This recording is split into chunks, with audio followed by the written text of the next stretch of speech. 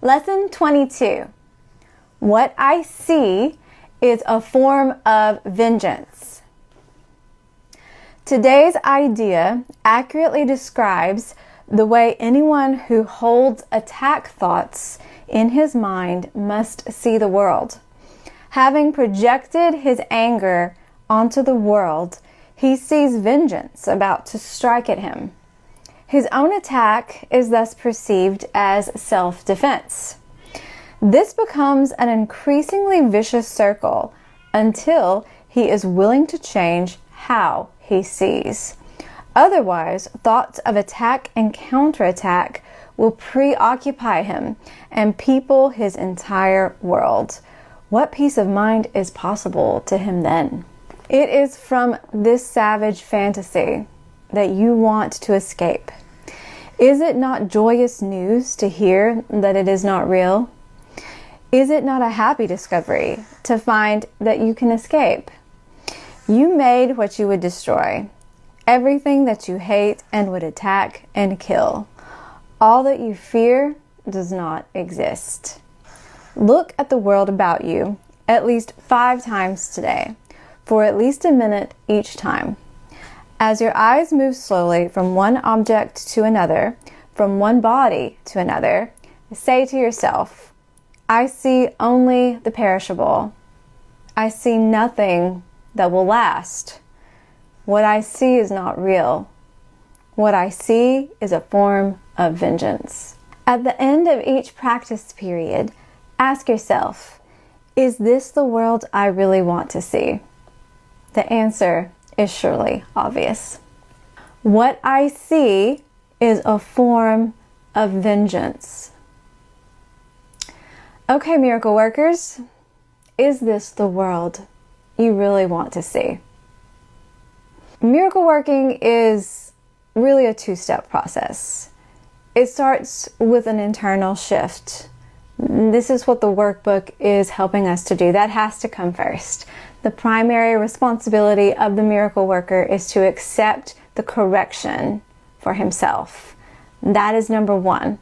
If you don't do that, you can't move on to step 2, which is expressing love in the world, because you will be preoccupied, as this lesson says, by attack thoughts and counterattack, attack thoughts and counterattack. So this is why, as a miracle worker, this mind training is so important. So is this the world you really want to see? Do you like seeing it from the lens of fear and powerlessness and vengeance and attack and defensiveness and judgment and anger? Is that serving you in any way? Is it serving the world in any way? It's not.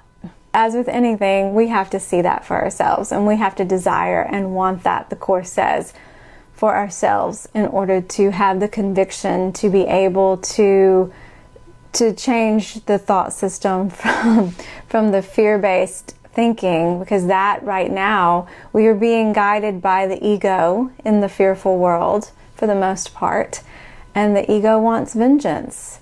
The ego is presenting a savage fantasy that it is convincing you is the truest truth, is ultimate reality, but it's lying. And there is a better way. There is a world that you want. There is a way to escape from the savage fantasy. This is why we do the mind training and then become miracle workers out in the world to help express love and transform all that is meaningless, neutral, and loveless in the world. Vengeance is defined in one way as retaliation. But vengeance is not justice. Vengeance is a trap. It is the ego's biggest trap for you. Our world teaches us to retaliate as a form of justice and to hold on to past wrongs, to not forgive. But in doing so, we are only trapping ourselves in a cycle of pain. The ego thrives on vengeance. It's its biggest game. It keeps you completely distracted and preoccupied and at the effect in the cycle of the pain. And it keeps you in a sense of powerlessness. It keeps you in a sense of defensiveness. It keeps you in a sense of fear. It distracts you from the true nature of reality. It distracts you from who you really are. And in that way, it keeps you from working miracles. It keeps you from your purpose in the world, which therefore prevents you from being happy because you're not doing what you were meant to do, and prevents you from finding inner peace because you're stuck in the pain. But remember, you hold the power. This is the truer truth outside of this world. You can claim your divinity, your holiness, because it never left you. You've just fallen asleep to it. Claim it now and use it in the world to make a difference. The miracle worker cannot be effective when they are at the effect of the world. They know who they are. They know why they're here. They're miracle ready. They keep doing the mind training. They keep doing these exercises, their spiritual practice. So we are not distracted. We're not holding on to past wrongs. We are forgiving. We are seeing what's really there. We're looking past what the world would show us, our ego would show us to keep us distracted, to what is really there, and claiming that for love. So remember, you hold the power. The miracle worker holds the power of choice. You get to decide. You can choose a sacred partnership or a savage one. You can be in control and effective and transformative and work miracles in the world, or be distracted and dissociate and preoccupied and at the effect of all of that. Your life will reflect that choice. You can choose to sow seeds of love in a loveless world, or you can join up with that savage part of your mind and sow seeds of attack, hate, fear, lovelessness, judgment, anger, vengeance.